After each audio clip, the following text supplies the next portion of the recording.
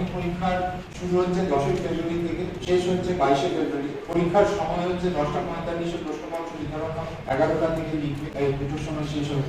আপনাদের জানিয়ে রাখি যে প্রথম দিন পরীক্ষার্থীদের প্রবেশ করার সময় হচ্ছে 9:30 থেকে শুরু পারবে প্রথম দিন মাত্র, তারপরে দিনগুলোতে 10টা থেকে, ইউজুয়ালি 10টা থেকে।